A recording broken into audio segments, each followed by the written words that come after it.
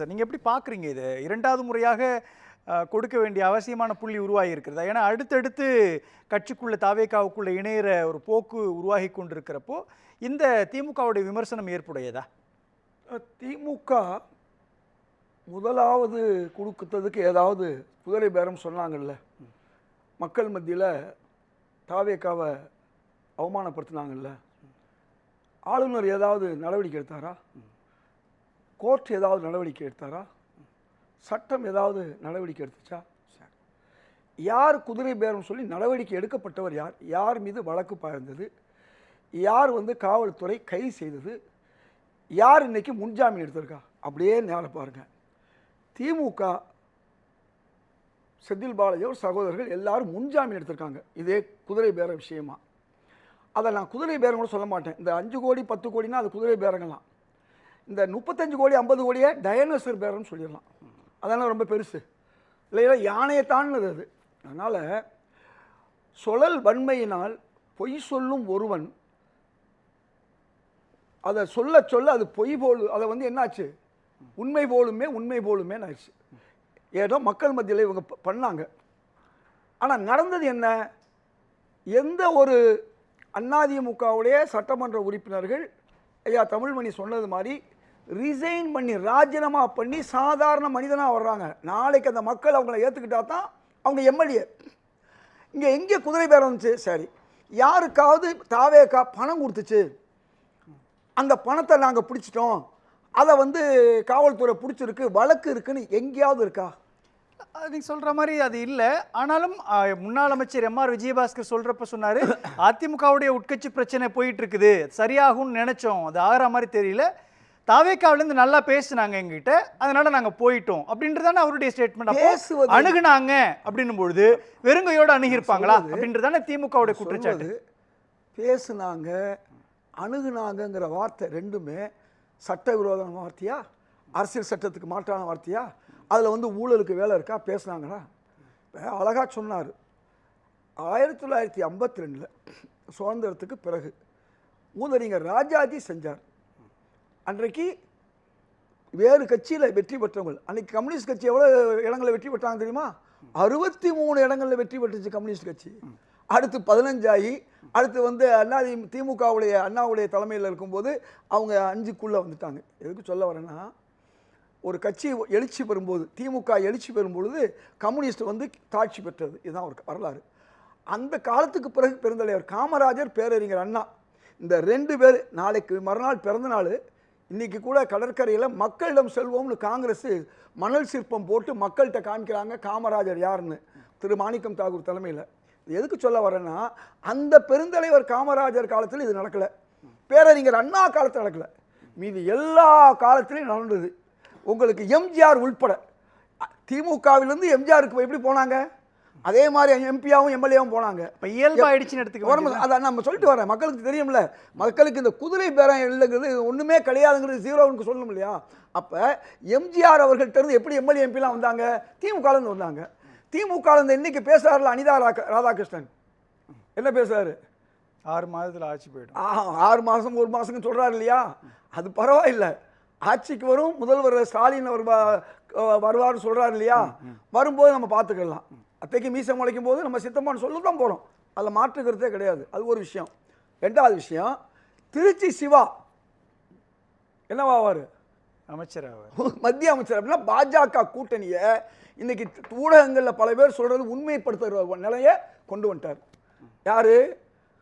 ஆலயத்தில் ஊழல் நடந்ததை தடுத்தார் ஒரு அமைச்சர், தாவேகா அமைச்சர். இவர் போய் அந்த ஊழல் பண்ணவங்களுக்கு ஆதரவாக இருந்தார். அவர் தான் அனிதா ராதாகிருஷ்ணன்.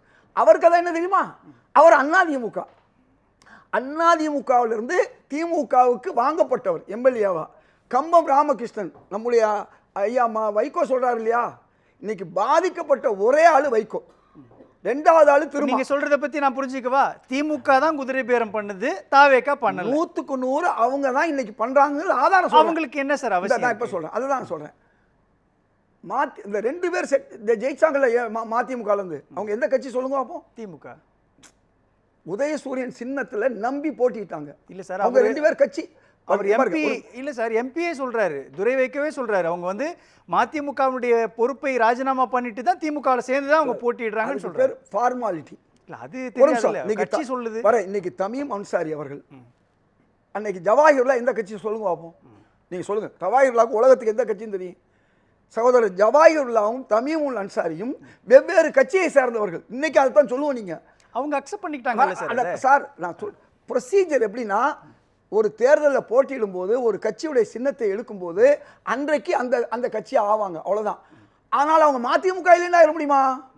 2 சீட்டு கொடுத்தா அவங்க ராஜினாமா பண்ணிட்டு தானே சார் போறாங்க. திரும்ப நான் கேட்கிறேன், 2019 எடுத்துங்களேன், நாடாளுமன்ற தேர்தல். ஒரு பக்கம் திருமாவளவன் தன்னுடைய சொந்த சின்னத்தில் நிற்கிறாரு, ஆனால் ரவிக்குமார் உதயசூரியன் சின்னத்தில் தான் நிற்கிறாரு. அவங்க அக்ரி பண்ணிக்கிறாங்க, நாங்க ஏத்துக்கிறோம் நிக்கிறாங்க. இது தவறு கிடையாது. ஆனால் இங்க ஒரு கட்சியில இருந்து வாங்குறது இருக்குல்ல. ரவிக்குமார் இப்ப திமுக இருக்காரா சொல்லுங்க? ரவிக்குமார் திமுக இருக்காரா? அவரு சொந்த சின்னத்துல தானே போட்டிட்டு இருக்காரு. நான் கேட்கிற கேள்வி சொல்லுங்க சார். எனக்கு புரியுது, நீங்க சொல்றது எனக்கு புரியுது. உங்களுக்கு புரியல, மக்களுக்கு புரியல. ஆனா இந்த இடத்துல அந்த கட்சியினுடைய தலைமை அக்செப்ட் பண்ணிக்கிச்சு இல்ல, வைகோ அக்செப்ட் பண்ணிக்கிட்டார்ல, துரை வைகோ அக்செப்ட் பண்ணிக்கிட்டார்ல.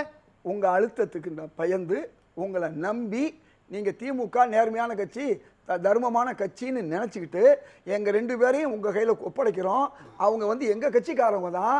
இந்த போட்டியிடுறதுக்காண்டி அந்த இடத்துல திமுகங்கிற நேரத்தில் போட்டியிடுவாங்க, உதயசீரன் சின்னத்தை போட்டிடுவாங்க. தர்மம் நியாயம்னா என்ன செய்யணும்? இதாப்பா 2 பேர் நீங்க மதிமுக காரவங்க, என்னை நம்பி அண்ணன் வைகோ வந்து இந்த 2 சீட்டை கேட்டாரு, நான் அவருக்கு தான் கொடுத்தேன். மதிமுகவுக்கு தான் 2 சீட் கொடுப்பது. சீட்டு யாருக்கு கொடுக்கப்பட்டது? மதிமுக. அதே மாதிரி ஜவாஹிர்லாவுடைய கட்சிக்கு தான் கொடுக்கப்பட்டது, தமீமுல் அன்சாரியுடைய கட்சிக்கு தான் கொடுக்கப்பட்டது. நல்லா யோசிங்க. புரியுது சார், நான் கேக்குறது புரியல. இல்ல அவங்க இண்டிபெண்டன்ட் பார்ட்டி சார், மக்களுக்கு புரியல. இல்ல உங்களுக்கு நல்ல தேர்ந்த அரசியல் அனுபவம் உண்டு. நான் கேக்குறது ஜவாஹிர்லாவோ அல்லது விடுதலை சிறுத்தைகள் கட்சியோ அல்லது மதிமுகவோ இண்டிபெண்டன்ட் பார்ட்டி, சுயாதீனமான கட்சி, அந்த கட்சி முடிவெடுக்குது இல்ல, கட்சி தலைமை முடிவெடுக்குது இல்ல. கேக்குறது மதிமுக அப்ப இண்டிபெண்டன்ட் பார்ட்டி இல்லையா? ஆமா, ஆனா கட்சியுடைய பொதுச் செயலாளர் முடிவெடுத்திருக்காரு சார். சார் பொதுச் செயலாளராக வைகோ மிரட்டப்பட்டார்னா நீங்க சொல்றது லாஜிக்.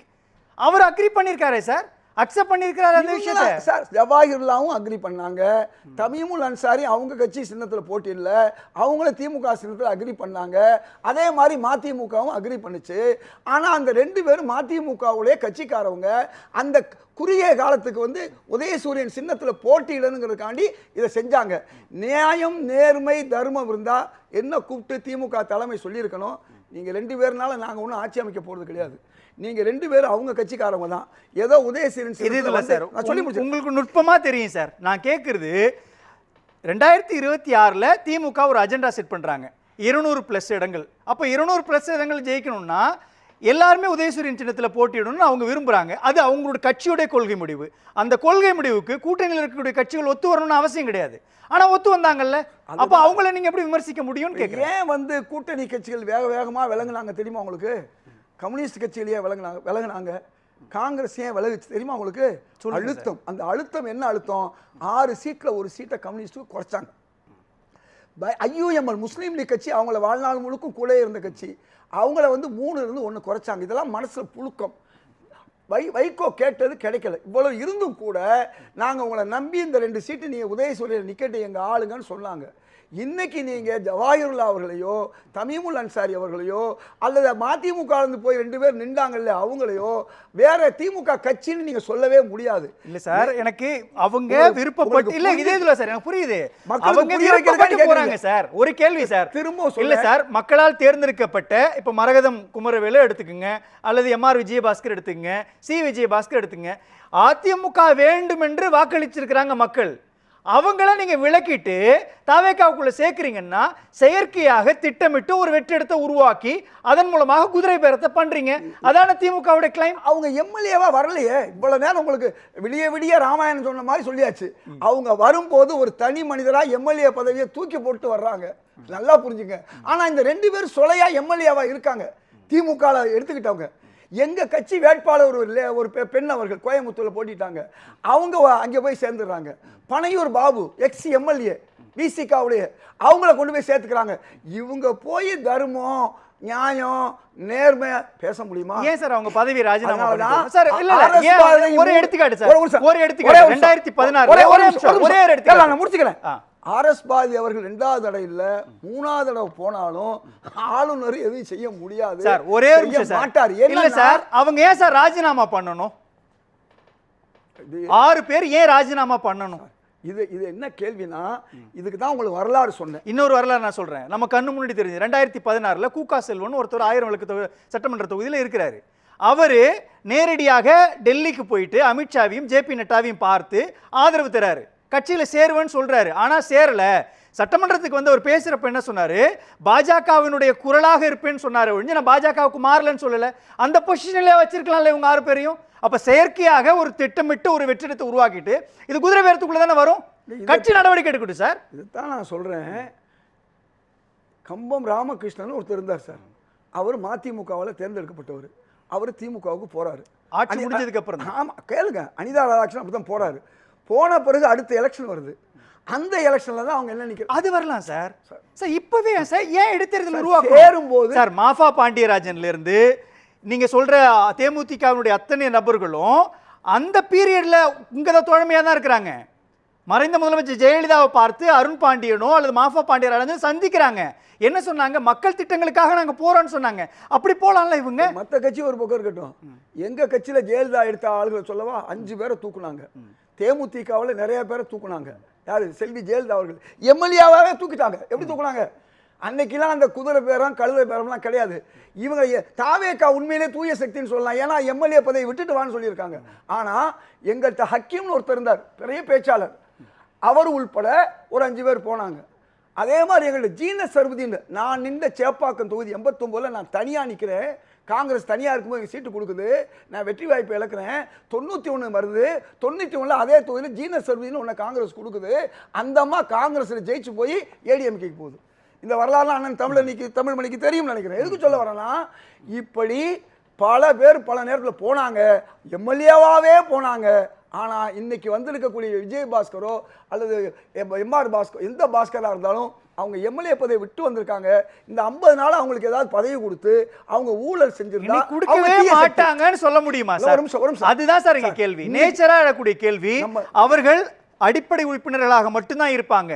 கட்சியில உழைத்தவர்களுக்கு மீண்டும் வாய்ப்பு கொடுக்கப்படும். ஒருவேளை அவர்களுக்கு கொடுக்கப்பட்டு ஜெயிச்சு வந்தா அவங்க மீண்டும் அமைச்சர்கள் ஆக்கப்பட மாட்டாங்கன்ற ஒரு அஷூரன்ஸை, ஒரு உத்தரவாதத்தை தாவேக்கா கொடுக்குமா? நம்ம 2 பேரும் இன்னைக்கு உயிரோட இருக்கோம், நாளைக்கு உயிரோட இருப்போம்னு சொல்ல முடியுமா? ரொம்ப சிம்பிள்ங்க, ரொம்ப சிம்பிள். யாரும் முடியாது. நாளைக்கு என்ன, இந்த 50 நாள்ல அந்த 2 பாஸ்கர் வந்து தாவேக்கால வந்து ஏதாவது ஊழல் செஞ்சாங்களா? மாறாக ஒரு வேலை செஞ்சிருக்காங்க. இன்னைக்கு 3000 ஏக்கர் கரூர் மக்கள் இன்னைக்கு வயிற்றுல பால் வார்த்திருக்காங்க. அதை விட இன்னொரு முக்கியம், அதிமுகவை சேர்ந்த திரு ராஜேந்திர பாலாஜி என்ன சொன்னார் தெரியுமா? இன்னைக்கு அவர் பாருங்க எப்படி திமுக வந்து அதிமுகவுக்கு சப்போர்ட் பண்ணுது. ஏன் எடப்பாடி போய் பார்க்கல? நீங்க அதிமுக இருந்து கூட்டி போறீங்களா கேட்கிற சப்போர்ட் எப்படி பாருங்க. திமுக கேட்கிற மாதிரி எங்கள் முன்னாள் முதல்வர் ஸ்டாலின் அவர்களுக்கு அவங்க கட்சி இல்லை, அதிமுகவில் கிடையாது, அவர் திமுக. அவருக்கு கோபம் வந்தா, யாருக்கு கோபம் வந்தா? ஸ்டாலின் அவர்களுக்கு கோபம் தான் நாளைக்கு ஆட்சி மாறும். எல்லாம் இன்னைக்கு அதிமுகவும் திமுகவும் களத்துல ஒன்னா இருக்காங்க. நன்னா இருக்கட்டும், நாம வந்து அதுக்காண்டி நம்ம வருத்தப்படல. பேரம் இல்லை தெளிவா சொல்றேன். திரு ராஜேந்திர பாலாஜி சொல்ற மாதிரி முன்னாள் முதல்வர் ஸ்டாலினுக்கு கோபம் வராது. அப்படி வந்திருந்தா 2017 அவர் நினைச்சிருந்தா கொஞ்சம் எம்எல்ஏ தான் வாங்கியிருக்க முடியும். அவர் செய்யலை. அந்த வகையில் அவர் நியாயமாக இருக்குது. அதே நேரத்தில் இன்னைக்கு திராவிட முன்னேற்ற கழகம் சொல்லிச்சு பாருங்க, கயமை, துரோகம், முதுகில் சுத்தியது, அப்புறம் வந்து இப்போ சோபா, இவ்வளோலாம் சொன்னாங்க. தாவேகாவுடைய தலைவர் விஜய் அவர்கள் ஒரே வார்த்தை கொத்து போட்டா சொன்னார். தாங்க முடியல. ஒரு சாதாரண முட்டை போட்டா கொத்து போட்டா தாங்க முடியல. அதனால் இன்றைக்கு பிரச்சனை என்னன்னு சொன்னால், பிரச்சனைக்கு காரணமானது எடப்பாடியார். அவர் மட்டும் நினச்சிருந்தா இத்தனை பேரையும் கையில் வச்சிருக்க முடியும். அப்போ தக்க வைக்க முடியல. அதனால் இன்னைக்கு தமிழ்நாட்டில் ஒரு ஊழல் இல்லாத ஆட்சியை கொண்டு வருவதற்கான பெருகவே முயற்சி செய்கிறாங்க. மக்கள் மத்தியில் அது பேசப்படுது. அது ஆர்டிஓ ஆஃபீஸாக இருக்கட்டும், அது ரிஜிஸ்டர் ஆஃபீஸாக இருக்கட்டும், ப்ளீஸ் அது ரிஜிஸ்டர் ஆஃபீஸாக இருக்கட்டும், அல்லது இன்னைக்கு எல்லா அலுவலகங்கள்லையும் இன்னைக்கு தொடர்ந்து ரெய்டு நடக்குது. இன்னைக்கு அந்த பயத்தில் எங்கேயுமே ஊழல் இல்லாத ஒரு சூழல் போகுது. அதைத்தான் நம்ம வரவேற்கணும். இந்த ஆட்சியை பாராட்டணும். இது தொடரும் என்பதற்கு நாங்கள் இருக்க, நான் சொன்னது 113 இந்த 108+5 வந்தாலும் 113 வந்துடுது. அதனால் ஒரு கம்யூனிஸ்ட் கட்சிக்காரர் பேசுறது தப்பு இல்லை. ஆனால் கம்யூனிஸ்ட் கட்சிக்காரர் தெளிவாக இருக்காங்க. ஊழல் இல்லாத ஆட்சிக்கு நிச்சயமாக அவங்க ஆதரவு நன்றி சார், கொடுப்பாங்க. நன்றி சார், 5 நன்றி சார். வருஷம் இந்த ஆட்சி நடக்கும்.